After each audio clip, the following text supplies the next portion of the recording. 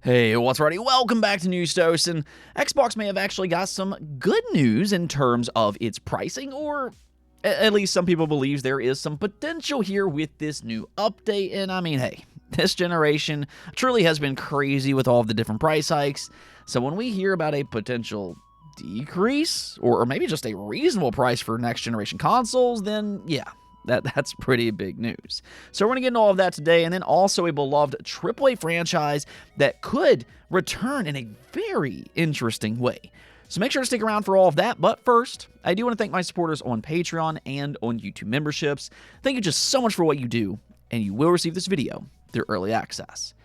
Let's go and get right into things, though, starting off with, unfortunately, a very sad story. I don't like starting videos off this way, but early in the morning, we got news that Tomonobu Itakagi passed away, and he's been a pivotal figure for the game industry for a very, very long time.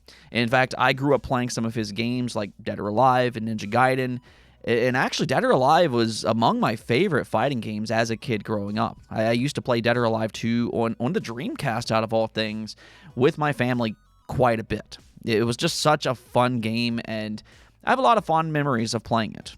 So when I heard about his passing, it struck a chord with me, and I'm sure it has for a lot of gamers out there that's also enjoyed his work over the years.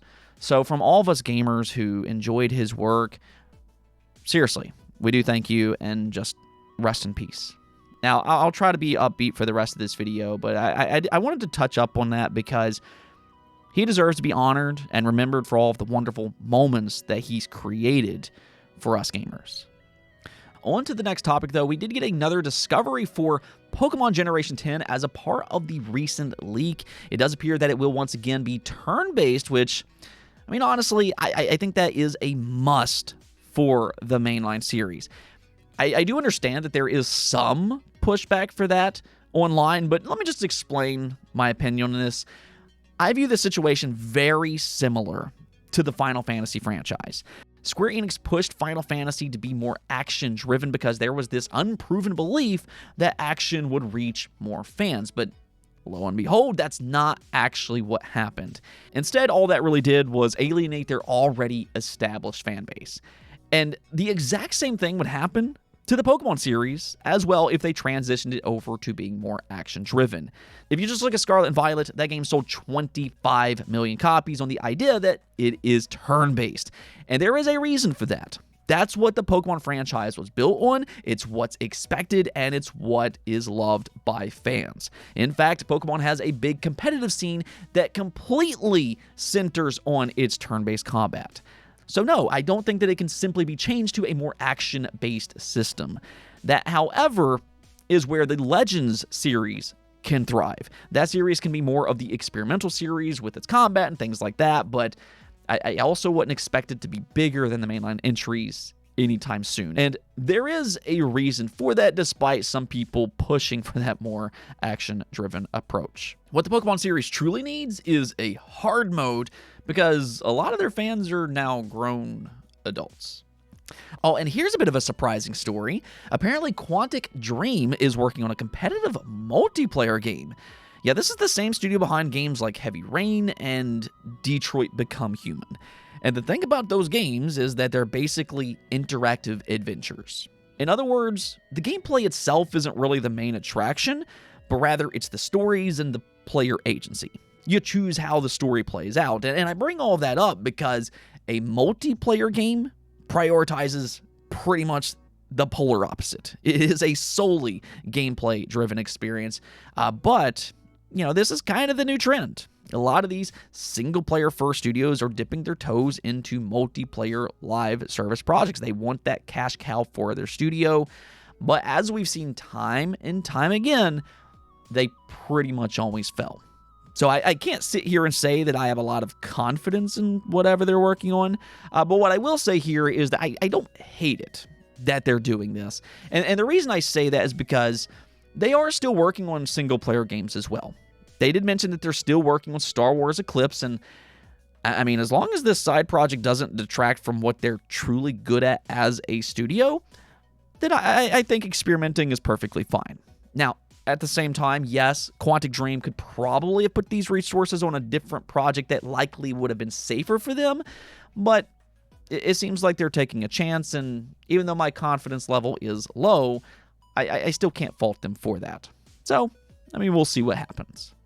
Now, we also got an update for Battlefield 6 as it's already surpassed 7 million units sold in just 3 days.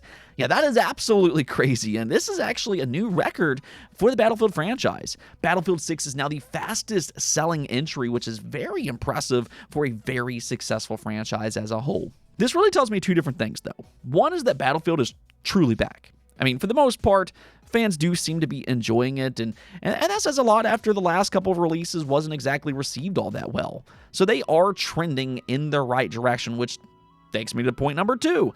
Battlefield might be trending in the right direction, and a part of that is because they had to get that wake-up call with the last couple of games, but I don't know if we can say the same thing about its biggest competitor being Call of Duty.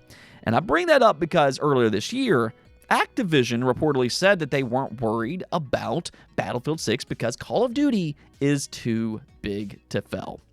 And while that might partially be true, I mean, I'd be shocked if Call of Duty just suddenly fell off a cliff, but there is such a thing as complacency, which sometimes does cause a decline, especially if a competitor offers a better experience. So I kind of feel like they needed an attitude adjustment, and who knows, maybe 2025 will be the perfect storm for that, considering Battlefield 6 is absolutely popping off. Okay, now let's just go and talk about what's happening over at Xbox, because it seems like every day there's just a new story, and, that's not always a good thing. Today, though, we actually got a small sliver of hope, because it's been reported that Microsoft is looking to move production out of China, and this is actually a quiet but big story. Now, first, let's just go and take a look at the report, which comes from Nikki, who claimed that Microsoft has already shifted some of its existing server production outside of China and is pushing to also produce more Xbox consoles outside of the country. Now, the reason that this is important is because of pricing. I mean, the game industry as a whole, and especially Xbox prices, have gotten out of control over the past few years with multiple price hikes.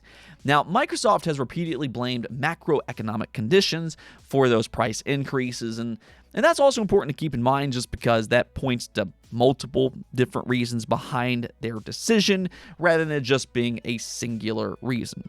Things like inflation also has a big impact as well. So none of this necessarily means that Xbox consoles will go back to being $500 like they were at launch just 5 years ago, but there is hope that we could at least get a decent decrease alongside hopefully a reasonable price for the next Xbox console as well, because one of those macroeconomic conditions is, of course, based on trade rates and tariffs.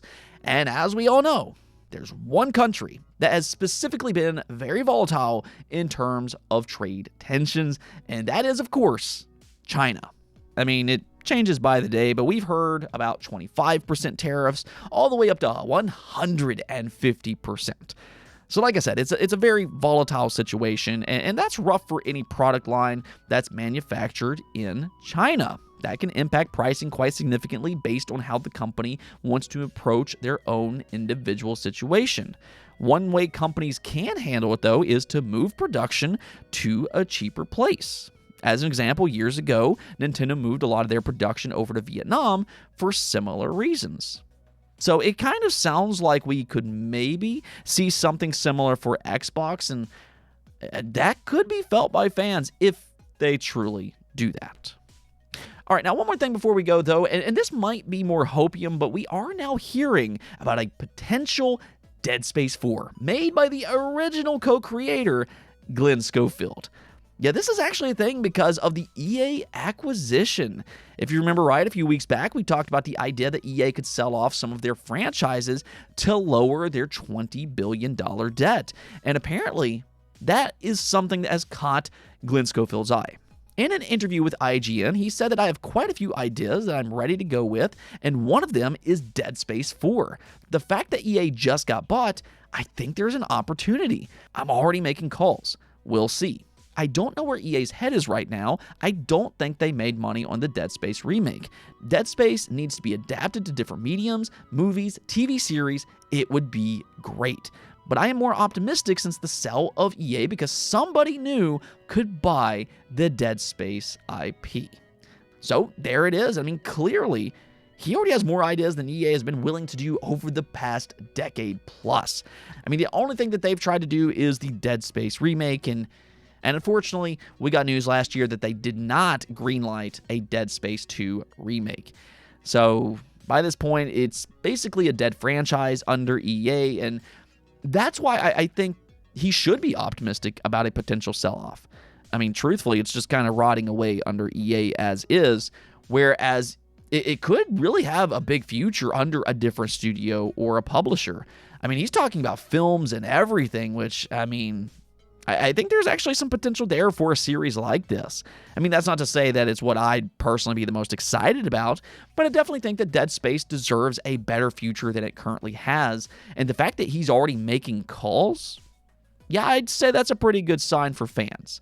Maybe this could actually happen, even if chances are low. Let me know what you all think about this, though. Would you like to see EA sell off the Dead Space series and have Glenn Schofield work on this franchise once again? Anyways, though, that's going to be it for this episode. But until next time, make sure to subscribe, ring that bell, and peace out.